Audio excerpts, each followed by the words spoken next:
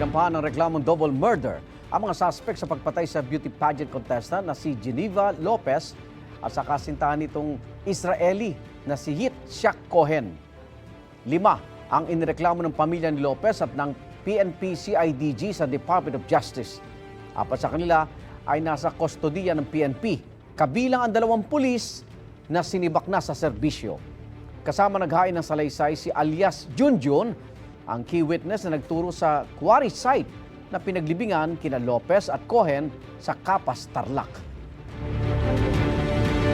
Igan, mauna ka sa mga balita. Mag-subscribe sa GMA Integrated News sa YouTube. Sa mga kapuso abroad, subaybayan nyo kami sa GMA Pinoy TV at sa www.gmanews.tv.